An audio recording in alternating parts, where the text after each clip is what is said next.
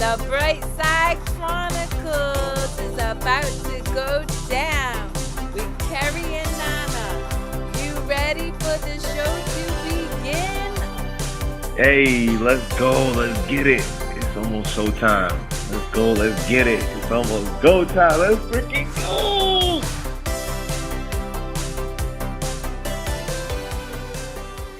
Oh, shit. Hi! Oh, am I doing it? All right. Yeah, well, go I ahead, guess go I'm ahead, go doing it. ahead. Welcome to episode 38 of the Bright Side Chronicles, where your amazing host, Kerri, aka Badass Lewis, and Ooh.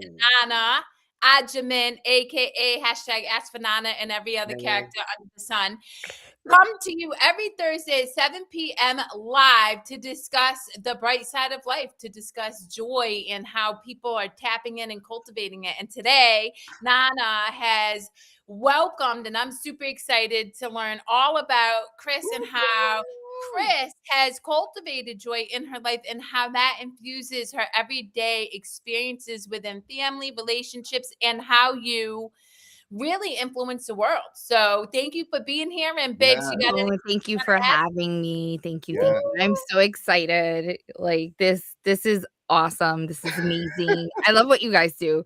I love Nana. Nana's like freaking all like since it's the funny thing is Yeah. I met Nana at New York Comic Con. Yes. And Randomly. I was there from like super early morning all the way, and Yeah. I did not run into Nana. Javits Center's huge. Yes. But I ran into everybody and their mother.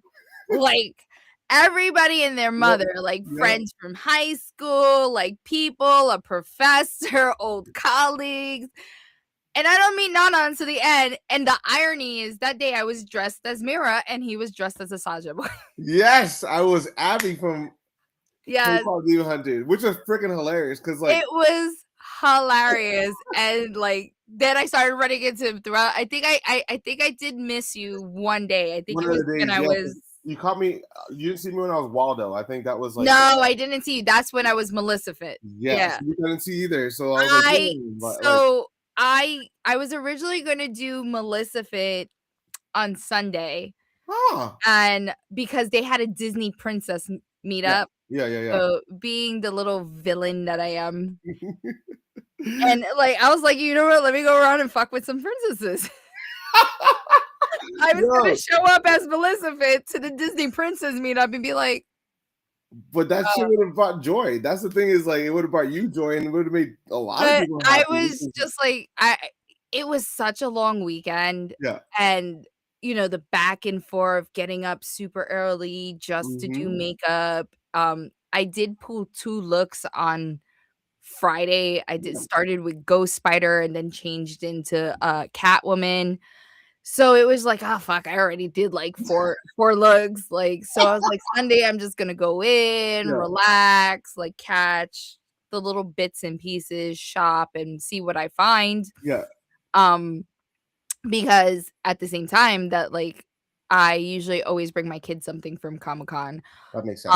My son, he will always get like something with Dungeons and Dragons because he's a big D&D fan, or if I could find anything he's interested in. And then my daughter will obviously be anything Disney, Hello Kitty, K-pop, Demon Hunters, you name it. Like, it was just like, that low-key day. But I did not expect to get the reaction that I got when I did my Melissa film, because usually I do like the Angelina Jolie version, and I was like, you know what, I want to switch this up. I want to make her like battle armor, like a mixture of everything. And the reactions that I got, like I did not expect it. Like I was being stopped. Can I take a picture? Can I take a picture? Can I take a picture? I even got like food truck. They're like, can we take a picture of you eating our fries? Well, I was like, sure. I just love that you had these moments because Kerri's gotten to see it at what was it, babe? Was it Anime NYC?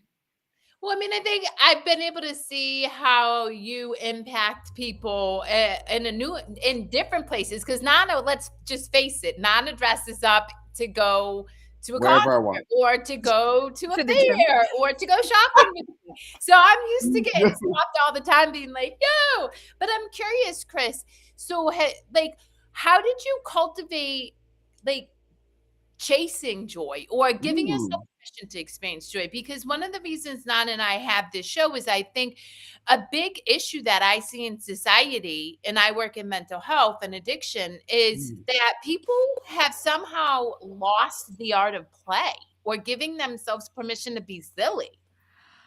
So I have always been like, since a kid, I've always had my personality that when I'm with people I'm comfortable with, because I was always that kid that kept to myself because I like Disney. I'm a Disney fanatic. I love Marvel. I love DC. And growing up, you were kind of like picked on if you were older. Yeah, you were quote unquote nerdy and or you whatever. like these things and stuff like this. So I used to hide it and be that people pleaser. And then as I've gotten older and I was kind of treated like, between people in society and my own family, like the villain. I could show up and not do nothing, but I did something. And I started getting my own family, my chosen family, and friends. And people chosen Yes. family. And I would just be me, and they'd be like, "You're fucking hilarious!" Like, "Oh my god, you're so talented!" And I love Halloween, dressing up, and I would pull all these licks, and they're like, "You're great at this," and I was like, and then cosplay, I was like, "Yo, I'm interested in cosplay." And my brother John, Johnny Boy, that's what I call him. He's the one who put me on to comics and Star Wars and DC. And then I grew up with boys and gaming. So I had 3 brothers and we gamed. And then I had all male cousins and I was a tomboy. So like I did what made me happy. And the more and more I grew and I realized this is what I like to do and stuff like that, I did pageants from a young age, What? Yeah. Started doing pageants at the age of 12. And then I saw, my dad was law enforcement. I didn't get to see my dad all the time. And I sacrificed a lot growing up when it came to my relationship with my parents. They were working. My mom was a social worker and then she was a legal secretary. I was kind of always with my grandma. And and we used to do things too. But being a Latina, and you kind of pick up cultural things too. You were taught to keep things to yourselves. And then I came from a law enforcement family. Therapy's bad. You keep things to yourself. You have to isolate certain things. You're kind of trained to do these things that like it will be either culturally or a work culture thing. So growing up, I used to people pleased a lot. And then, this villain persona, because being treated like you're the bad guy kind of was like, okay, wait, hold up, I didn't do nothing wrong.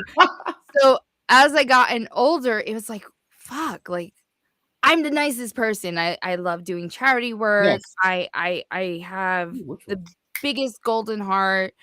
I get more joy helping people. Like, yeah, I love getting a paycheck. Fuck, who doesn't? True. I have expensive habits. Don't we all? Don't we all? So I have to support my expensive habits. And I was like, but yes, I get a paycheck, but sometimes I feel helping a person goes on and seeing them progress or like them being so grateful and thankful for it, it's more valuable than that paycheck. I don't know how to explain it. I love that you said that though, because what I was going to say too, not to cut you off or anything, is like the fulfillment that you get. Yes, there we go. Like cosplay to charity work. I think charity work is probably one of the most like rewarding things you can do. Like you're taking time out of your day to I love it. I could do charity work all day. You know what I mean? Yeah. So then when I was in my early 20s and at the prime of my DJ career, an incident happened. Someone put something in my drink.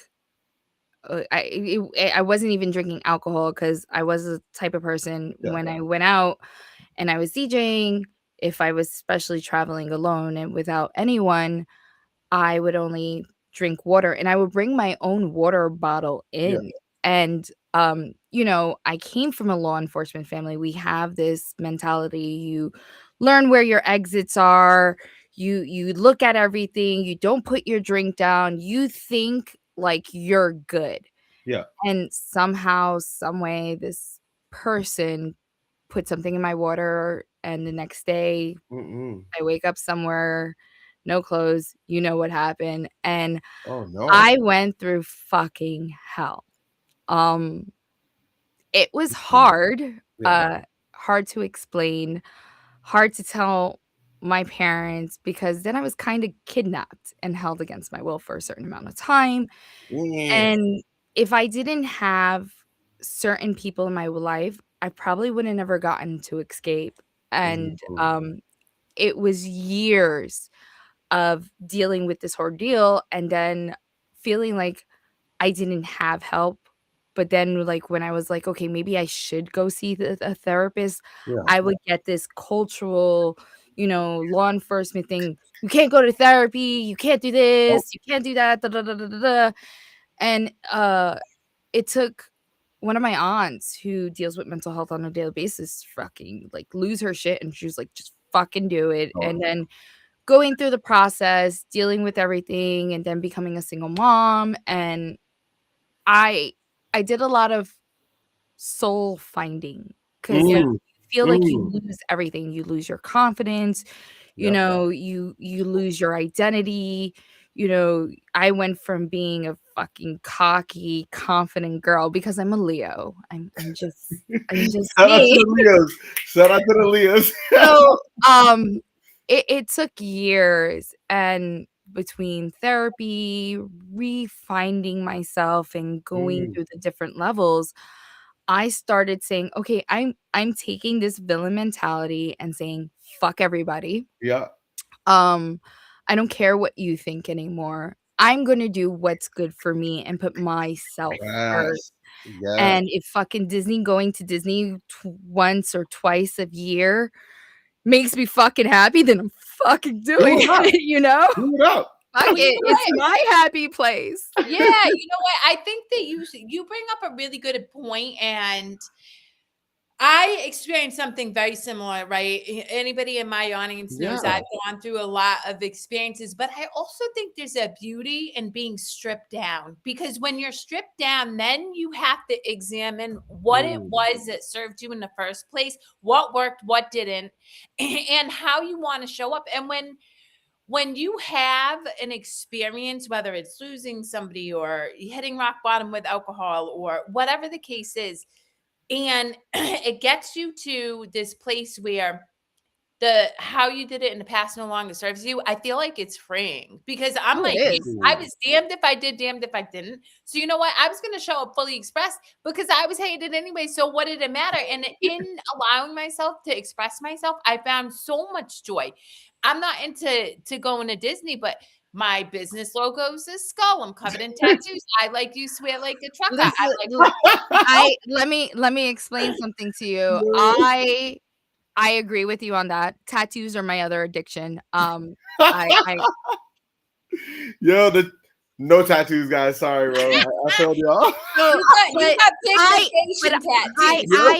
I literally, what people don't understand, when I was going through that, like, I was always obsessed with tattoos growing up, but like I was afraid to get it coming from my family. But the craziest thing is my obsession with tattoos started from my grandfather. He was a merchant marine. He had all these tattoos.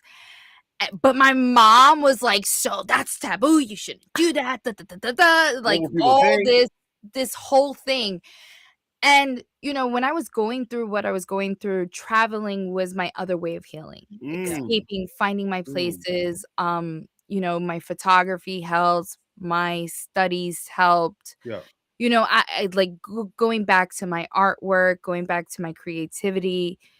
I still felt broken, and I Mm. felt ugly because I had scars on my body from these incidents, like, Yeah. not just mental scars Yep. and, Okay. suffering from concussions, 3 concussions, broken ribs. I had physical scars that were left on me, so, like, I was ashamed of my body. Like, people be like, "Oh my Mm. god, you're gorgeous, you're this," and I was just like, You "No." didn't feel like yourself because you didn't. No, I didn't, and Okay. finally, I was 25, I took off to South Beach, for my birthday, and I went and got my first tattoo, and it covered one of my first scars, Ooh. and I was like, it was so filling. Everyone's like, "Oh, it's gonna hurt." I've always had a high tolerance to pain, This one. but when I got that tattoo, like, everything I was going through just fucking melted away. Like, I tell people all the time, "Go to fucking therapy. Do therapy." But you know what? Sometimes, and it everyone's different. For me, sometimes I'll go through a therapy session and I feel, like, overloaded after, like, Mm. I'm triggered, my PTSD is going freaking crazy, my anxiety, like, I have to take a personal day the next day. I go do a tattoo session, and I just feel like a whole new person. Like, Yeah. it's just, like, years melted away in a 2-hour session, just years, just fucking everything, and from that tattoo, I got the next one, and then those are my therapy sessions. Like, I just zone out, and then I haven't gotten a tattoo in a while, and I was just like, "I need to get a tattoo." Like, I was just dealing with so much Yeah. chaos and bullshit that wasn't even my bullshit. That's the It's just shit. outside world stuff trying to feed into it, basically. Yeah, outside world, it Yeah. happens when your spouse has a toxic ex that's fucking completely psycho. Yeah. You know, um, she tried to victimize herself, but she was the abuser and the antagonizer. And, I got unnecessary bullshit, and I was, like, scratching, and then finally, like, I was like, "Enough is enough." I went to this tattoo convention, I got fucking 2 tattoos at the same time. Yeah.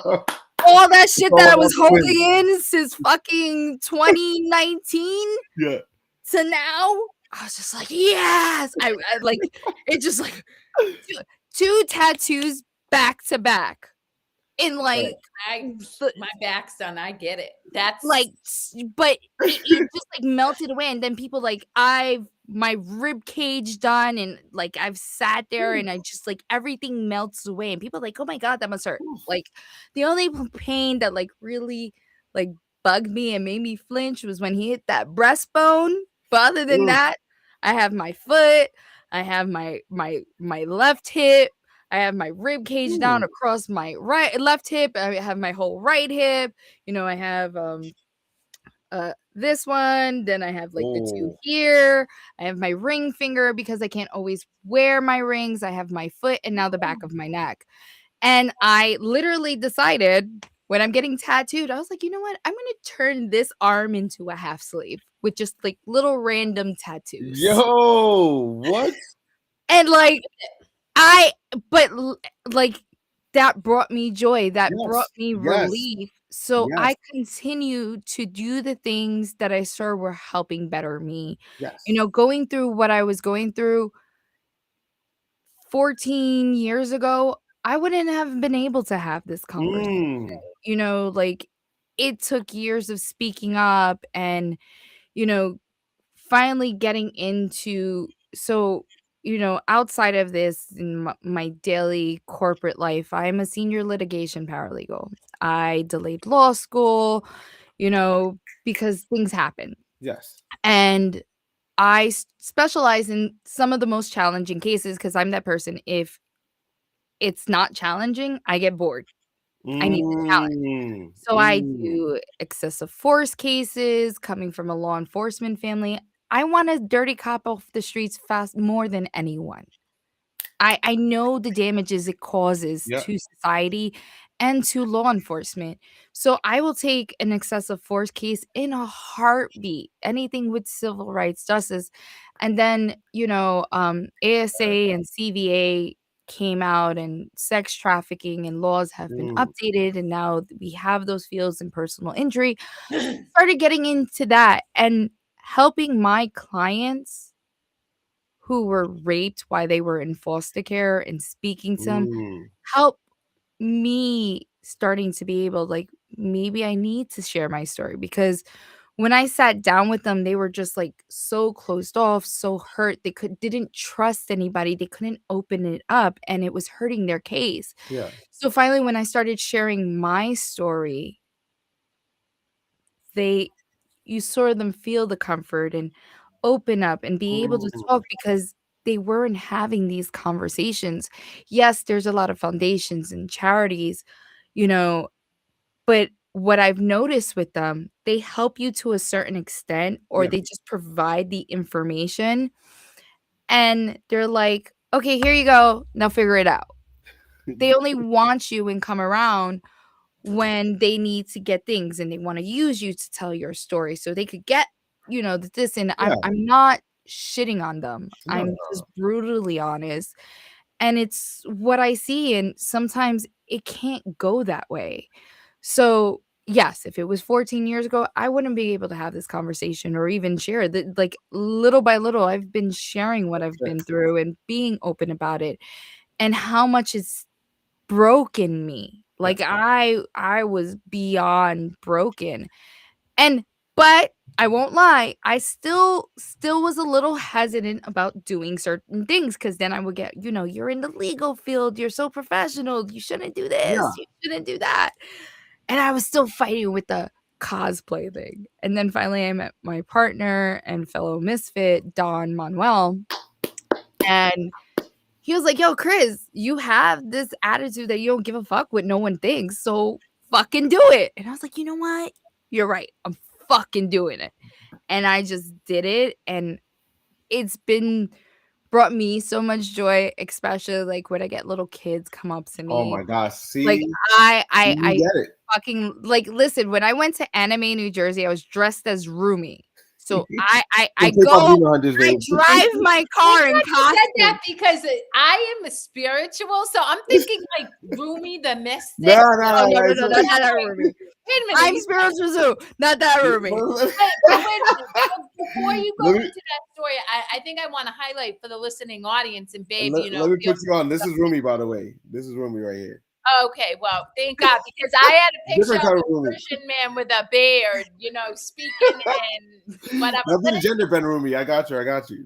No, but I think you said that it took 14 years for you to share your story. I, like you, feel very strongly that our story, once we transmute the pain, is our superpower, because it does give other people the ability to recognize that we are now able to, like, if they came out of it and they're thriving, and not only thriving, but crushing it at life, then I don't have to stay in that stuck brokenness, and I can do it.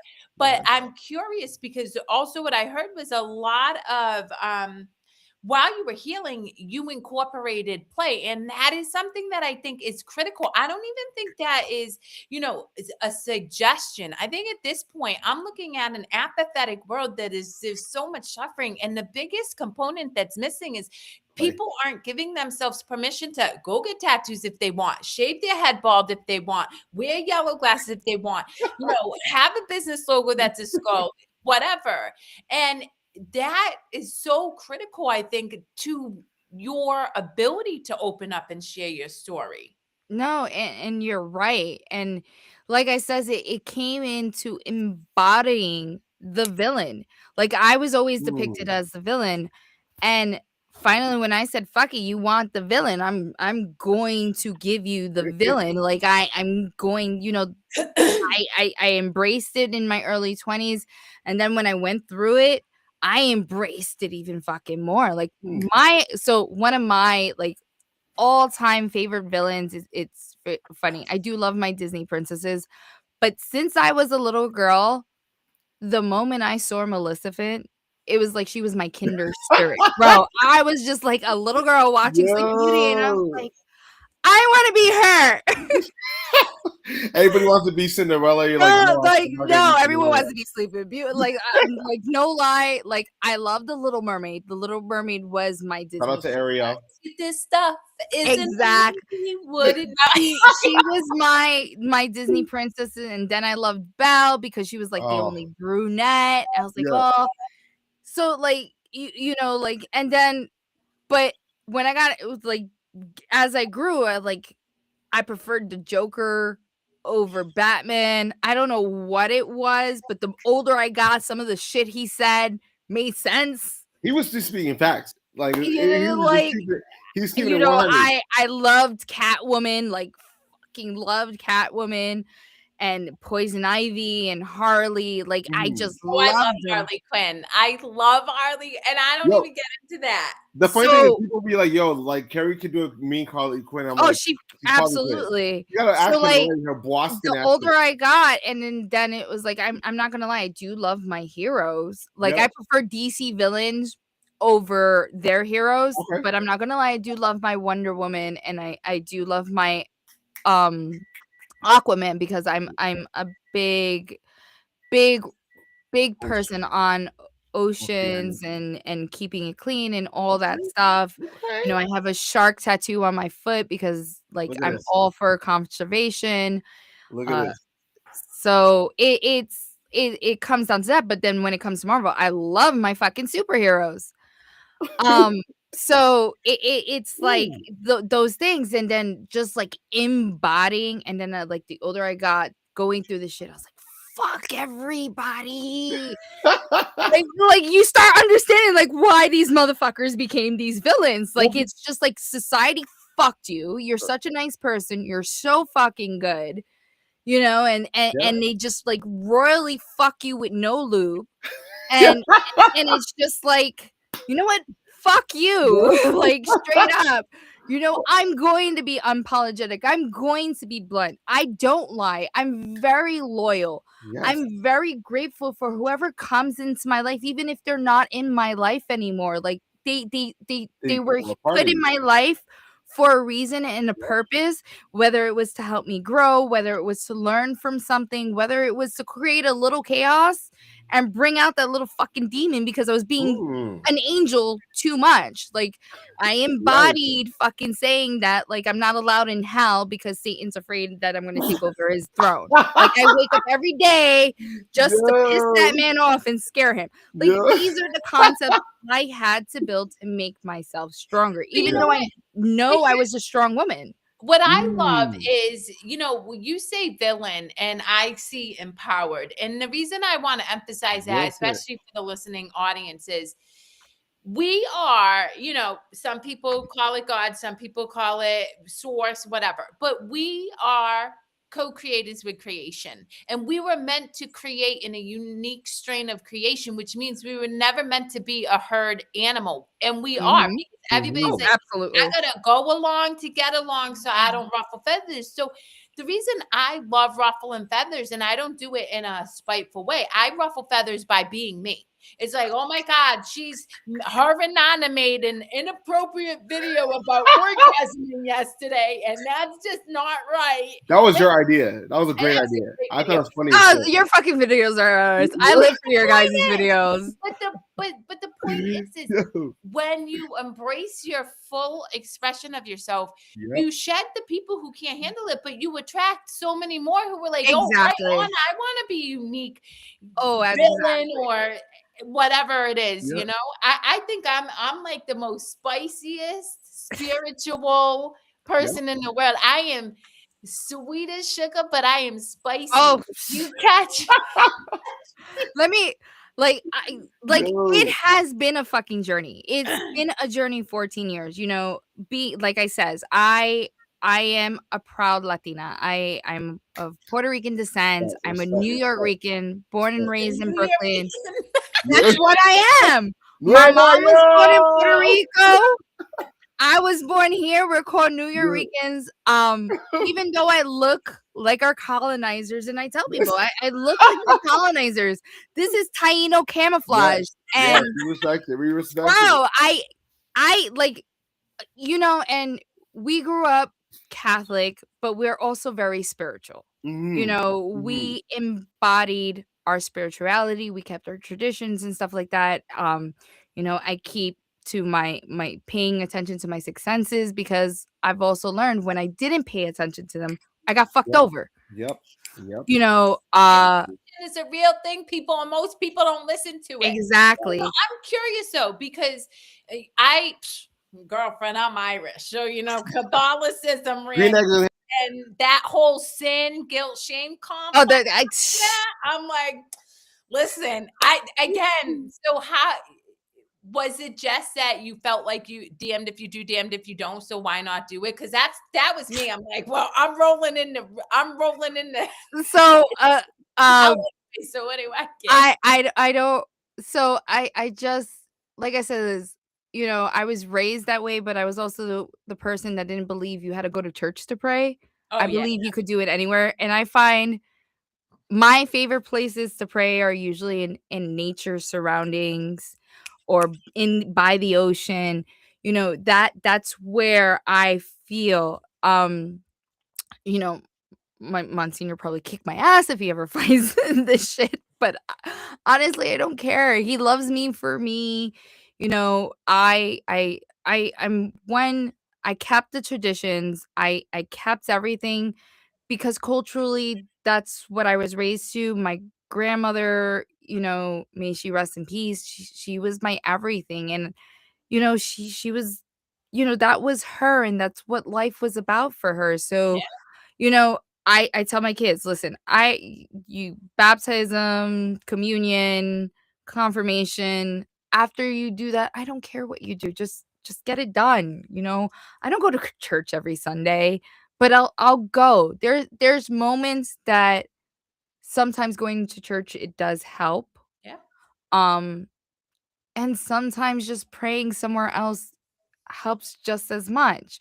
So, but it did help when I was healing. You know, my other Monsignor, who was an Irish Monsignor, may he rest in peace. I went to see him after what I went through, and he's the one who kept me, like, even though he was a Catholic priest, he was very philosophical and theory and philosophy and sociology. He was one of the many priests, and the same thing with my other Monsignor. He's that way too.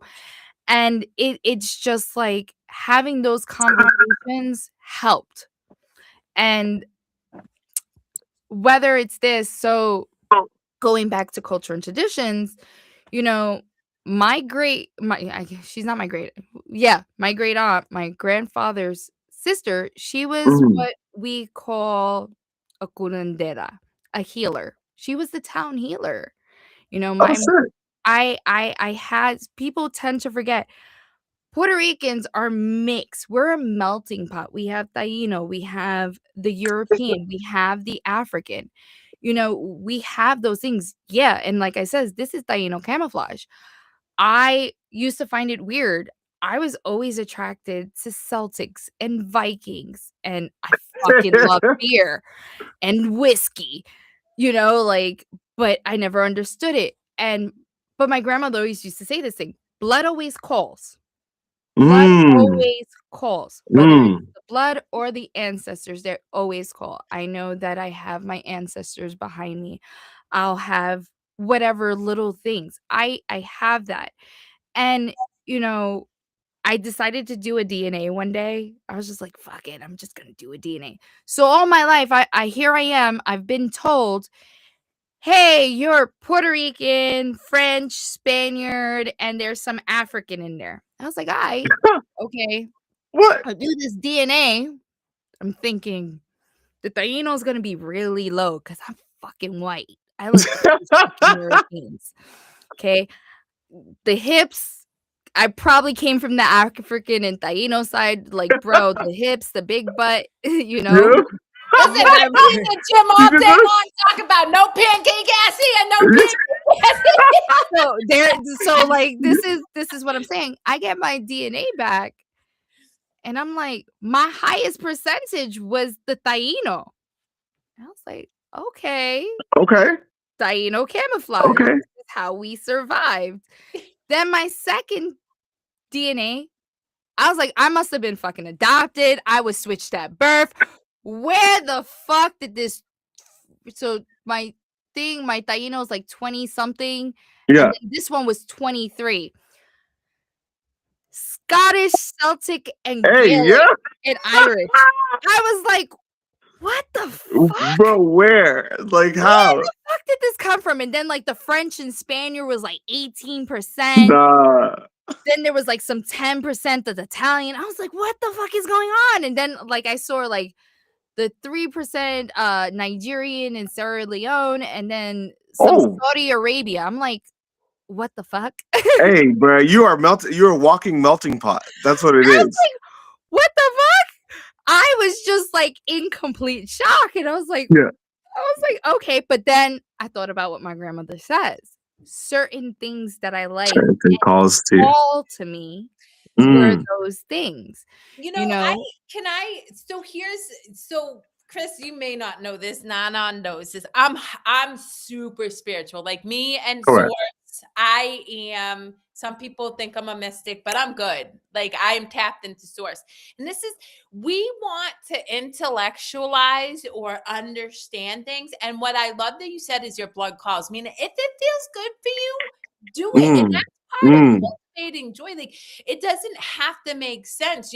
Shoot, there are some times where I want to rage into red meat and a cow. And then there's times where I just want to eat salad. And I think we mess ourselves up when we try to understand ourselves. It's just like eat the damn cow. You know what I'm saying? No, I agree with you. Like I would say I'm more spiritual than I am Catholic. I do keep to my traditions. I do keep to it.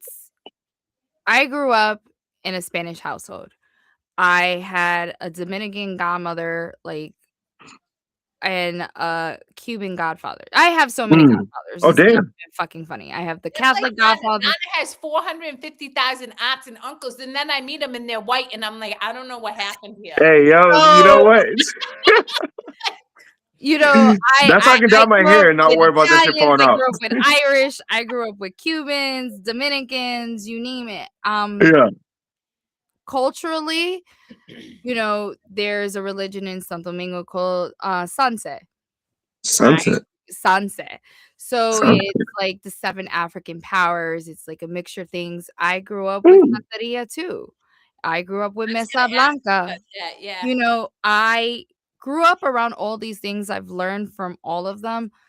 But one thing I've always been connected to is my spirituality. Because without that, I don't think I would be where I am. Yeah. Like I said, traditionally, we had certain things. You can't do this, you can't do that, or you were told this. Correct. Hispanic women are known for having long hair. And it's like the day I cut, bro, my hair was past my ass. I just cut it to the middle of my back. It was like fucking all hell broke loose. And every time I cut it shorter and shorter, hell will break loose. And then finally, I was still going through my little things. And then finally I was like, I came back from Santo Domingo and my hair was kind of messed up from the box braids. And I went to my stylist, James Eli, and I was like, yo, James, I tell him all the time, I'm your Puerto Rican Barbie doll. Do whatever. Sometimes I get mad at him because he'll be like doing my hair and he's like explaining it I was like, are you serious? Like, just do it. You're like, you don't bro, have just to cut it. explain nothing. And it was funny. He chopped here and I felt like some type of freedom and I started finding myself. Ooh, let's go. Little by little, go. Gotten shorter and shorter and shorter. And now I'm here and I fucking feel like a total fucking badass. Yo. And I was like, I'm going fucking platinum blonde. It did all fucking through the gray in it. And then it was a part of me felt like it was a homage, paying homage, going the platinum blonde white, paying homage to my great aunt, Titi Provi, the curandera, the healer. The one, like this woman, my mom was, one story I remember as a kid, my mom was told to get an abortion because my brother died in the womb and he's not, and my mom was like going with her 6th sense. She's like, no. She Yeah. told my grandfather. My grandfather took my mom, put her on a plane, took her to his sister, this is Titi Provi, the one I'm talking about, and she Mhm. like got this big ass pot. I don't know if you know those big ass metal pots that they used to bathe. Oh. That you would bathe in, the tin ones. Oh, Went yeah. into her backyard, got all these plants, and my mom would have to sit in there. And my brother is here to this day. You understand? You know, like Holy shit. so it's like this. We've had instances that people will come to my mom, "Hey, I can't get pregnant. I can't do this." And my mom will Yeah. do something, and I've picked it up. And they will come to us, and next thing you know, they're pregnant. Like Whoa, what? it's just these little things and these intuitions. And I feel like the older I've gotten, the more I've gotten into my spirituality and trusting my I don't know if you wanna call it instincts, a sixth sense, whatever you feel right, you know, I know how to read tarot. I know all these things, but also I was scared because of the way society treats people like us. Mhm. And Mhm. like I says, it took, and I think Kerri explained it, being broken down to come to this level and be like, "Fuck everyone, fuck you, Yep. fuck this. I don't give a fuck anymore what you think. You like it, you like it. I'm not going to make myself digestible. If you come Yes. and you fucking Oh, that's digest me, so then good. fucking choke." Yeah. No, You but know so what? go Go ahead, go ahead, go ahead.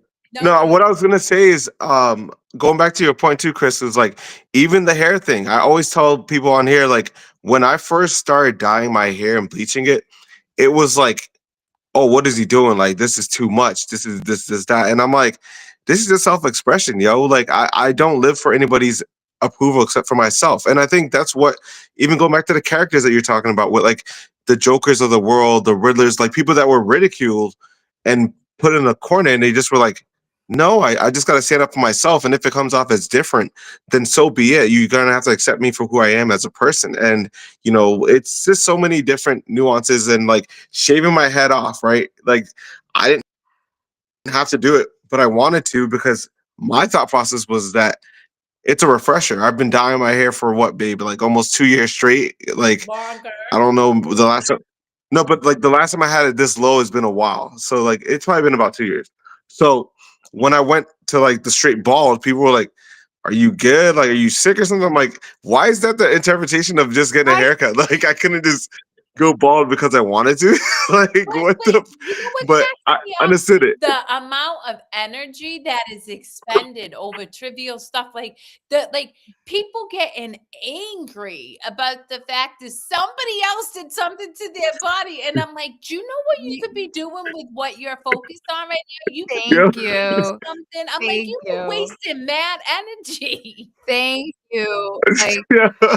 listen, I tell my kids all the time, I want them to be themselves. I want them Mm, to embrace real how they stuff. feel, what they think, or how they wanna dress or look. I don't care. Certain things I'm gonna put limits to. It's just a part of parenting. Sometimes you gotta, like, you know, Yeah, but at the same time, understandable. like, I know what it I also know what it feels like to be, stopped from being me. Like, I can never e Hmm. even now where I am today, I'm still dealing with people, like, holding back, "Oh, you're being a bitch," or "You need to be nicer, you need to be the bigger person." Right. I'm fucking tired of being the bigger person. Like, I'm really fucking tired of being the bigger person. There are some people that just need to get punched in the fucking throat sometimes, in my opinion. Like, bro, like, I Yo, Chris got me weak. I'm being dead honest because they're just, like, fucking total assholes for no fucking reason. They wanna force their agendas Sis, and ideologies on people, and, like, they come with this there's no more common sense. I don't I've lost all hope for common Well, you know sense. what? No, I definitely do. It's so interesting because based on our awareness, we definitely have. mhm. I, I, I have so much hope for this world. But what I did share with somebody earlier today is because they were talking to me about a lack of awareness within their organization and stuff. Here's the problem: most people won't bring it to their attention until they get so and then they pop off. And I'm like, that's where tough conversations are required. Oh, absolutely. I don't have to be disrespectful, but I will deliver a message. And if I feel that, the way in which you're showing up does not serve me, I'm not gonna sit there and fucking roll over. I'm gonna tell you, you want to behave that way, have at it, but you and me ain't doing the same dance in the same room because I ain't tolerating that crap. Like, and then, like I says, it comes down to the way you're ring, cultural things, this, that, and third. And then people are like, oh, they're family. You can't burn bridge. No, I'm going to fucking burn the bridge. You disrespected me. You came out of your face. I'm not a fucking baseball game. These are my analogies now. I'll give you a second chance, but it's with some boundaries. You're not going to have full access to me anymore. Because that's feasible. My mental health, my peace, and what makes me happy is more important. I've lost too much. I am not going down that road again. And like I says, I will fucking set the whole bridge on fire and have no access to you. I tell people all the time, the moment I have your funeral in my head, I will walk into a room. You could be standing right there and standing next to a person that I will say hi and have a conversation with that person and keep it moving. That's not like that is literally it's so funny, Chris, because I was telling Kerri about this, and not to cut you off or anything, but like I got to a certain point of just like being unbothered, I guess is the perfect word to say, because it's not that like I don't care for the person. It's just I don't have any room to give you that explanation of like you deserve my attention. Like I can respect somebody and still not talk. I can sit in the same room with you and just stare at you and not say a single word. Have dinner and everything and just be like conversating and nothing. I'm also that person. Yeah. I could like another thing that I wish I paid attention as a younger person, a younger woman and a little kid. That when someone had bad energy or was toxic and I felt that energy and that instinct to stay away, I should have. Yep. Well, you know what though? Here's the thing, and this is where I talk a lot to parents about, and I'm big about it. And especially, look, your cultural, I get it because my brother-in-law is Spanish. I see it all the time, right? Your aunt has a bad juju. You're 3 years old. You don't want to hug auntie, but your mom says that's your. Oh, you have to. You have to. But therein lies the issue is we've literally unintentionally trained our kids out of their intuition. Oh, not mine. Not mine. Oh, not mine. I know. I know. My kids know if you don't vibe with that person, don't make a story. Don't be mean. Don't be douchey. But you do not have to have. You do not have to entertain. I tell my kids all the time, just say hi, keep it moving. You don't have to be best friends. You don't have to get along with them. You say hi and you keep it moving. But mommy, you don't talk to him. Mommy's different. Mommy's different. You say hi. Love it. You do your thing. If mommy burned that bridge, mommy's not talking. There's no rebuilding bridges. I'm not a fucking engineer. But you know what? I even tell people I have a dog. My dog don't like you. I'm trusting my dog. I trust animals more than I trust people. Yeah. And if my dog is the sweetest, most lovable thing. She's also my service dog. She's trained for my PCSD. So she picks up on emotions and energies very quickly. And if my dog, she is a Doberman, but she is like the biggest, most lovable thing. She does not bark unless she's like in the house. She'll bark when people come to that, like, or by the door, just to let them know, like, fucker, this is my house. She's not aggressive. She is, but she will get aggressive, like, if you're a bad person. Like she's just like straight on. So like that whole thing, like my kids, like I tell them, like I used to pay attention to my kids' reactions. Like if someone came around and my kid like starts acting a certain way before they could even talk, I was like, okay, you're vibing. Are you picking up mommy's, knowing what mommy's feeling, or you're just feeling it yourself? Yep. Okay, that's no Yep. problem. I'm not gonna force my kid to go anywhere he doesn't wanna go. Or her. I'm not going to force them because I know what it is to be forced or play nice. I'm always Yep. constantly, and even 38 years old, I'm still constantly told to play nice. No, we're not doing it We were anymore. never meant to play nice. And honestly, here's the thing, something else you said, and I want to revisit this because again, the show is about Mm-hmm. finding joy, people. And I'm like you. I don't have a relationship with many of my immediate family members. Oh, Some of them I do, most of them I don't. And I'm gonna tell you, but I watch people year after year go celebrate the holidays with the very people who be the first to cut you down, go right for your jugular with words. Well And said. how do you experience Well said. joy when you're surrounded by people who and maybe through no fault of their own, they're habitualized into it. So fine, I'm not here to judge you, but I don't have to tolerate being treated poorly. Oh, I And don't show up anymore. yeah, I've me learned. neither, no. I've come, like I've said, I've come to a point, especially like when 2025 started. Um, I've come to a Yeah. point that like I'm not doing it. Sometimes I'll do it because I respect my parents, and I'll sit in my corner and just whatever and keep to myself and Yeah. just sit there and be the beautiful fucking villain that I am. And but then, that Leo side of me knowing that I'm fucking just me walking into the room fucks with them. It's entertaining. So sometimes I do it out of spite. I am a spiteful Yo. bitch. I am a Leo.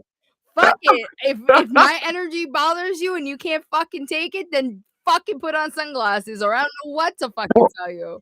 Like, but I'm not gonna let you So fuck with me anymore. Like, there's no place in my head. Like, I'm over it. And then like as 2025 we started progressing, my new saying started being like, you know what? I'm not arguing or getting mad with people that should have been swallowed. Like, mm. My niece thinks that was fire. She's in the back. Yo, Period, that was fire. thank you, Tierney. But like yo, that's literally a good one. that's been my lingo, and like I've literally been involved. I am not arguing with Yo, nobody. I'm not getting mad. that's I'm not real letting no shit. one fuck with my My energy. niece And just said she needs a quote on a Yo, shirt. go put it on maybe I should put it on a yo, shirt. There you go. But like seriously, yo. it's like I'm done being bothered by it, because when you get bothered or you allow these people to enter and fuck with your energy or fuck with who you are Yep. or your mental or your peace, it turns you like for me, everyone's different. It makes me do like a whole turnaround, and I go into this fucking rage, and it's like they fucked with so much that, or like I've endured too much, or I've just been biting my tongue for so long, Yeah. and it's like you should have learned, and I start beating myself up. You should fucking know So you better. just, You should have yeah, learned. You should have it's never true. let this person in. This, that, and the third, and then like I go down, and then the PTSD comes in, and the anxiety and the depression. And I just go down this fucking downward spiral that like I have to either go fucking do shopping therapy, get a tattoo, fucking let me explain something to you. There's been times that fucking Louis Vuittons, MCM bags, Louis Vuitton, fucking I will Hey, yo, fucking there's a Lewis. go Say, shopping. is it Louis Vuitton? Bro, there's some baton. I know that.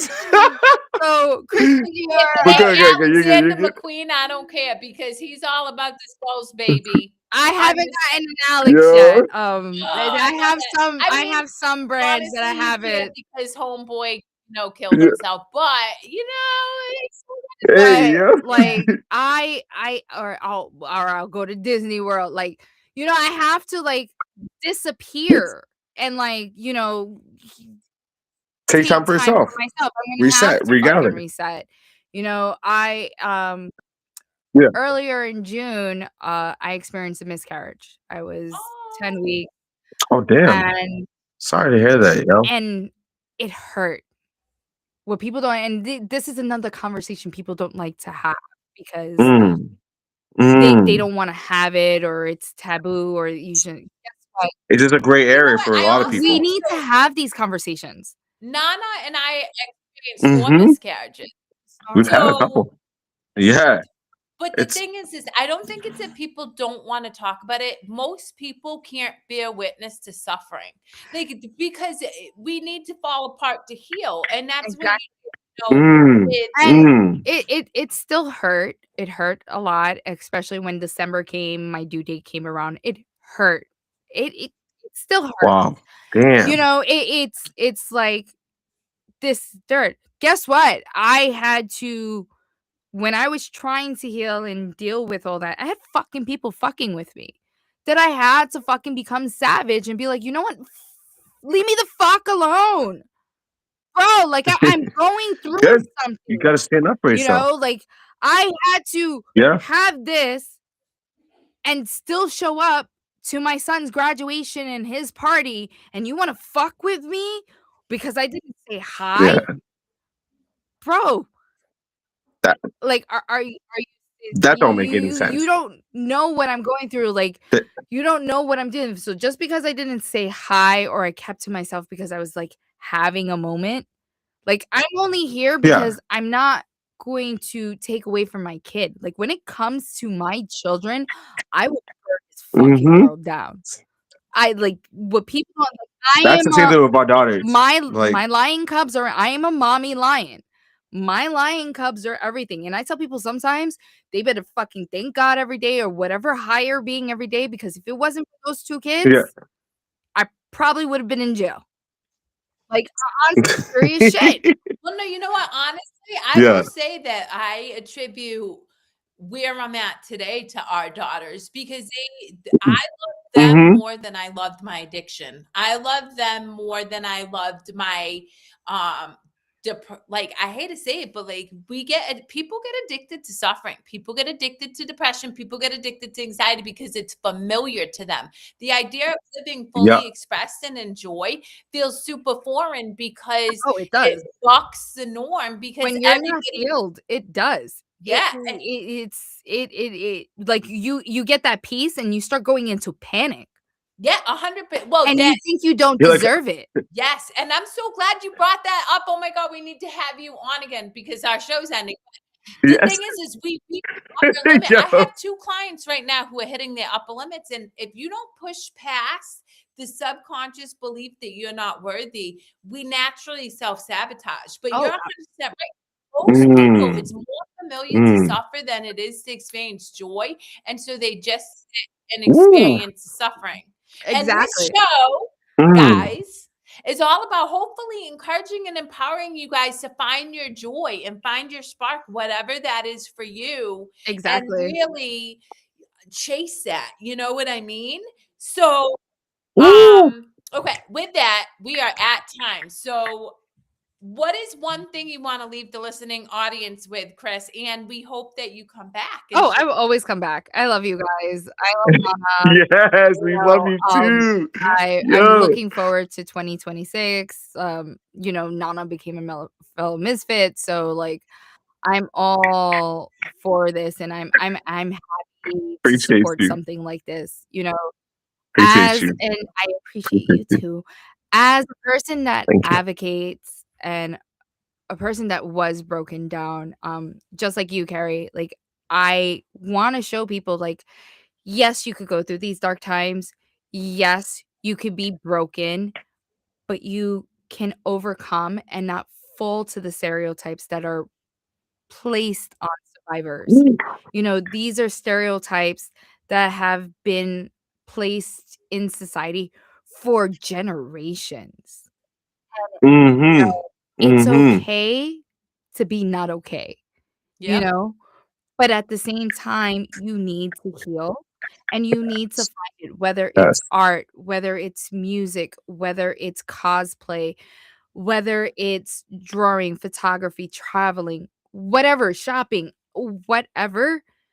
Take what you have and don't let that Feel joy that. or happiness go or feel that you didn't deserve it, because I was like that until I was 27. And then finally I said, "You know what? I deserve the world. I know my value. I know my Mm. Mm. God damn it. I'm going to fucking have it. Like, I'm done.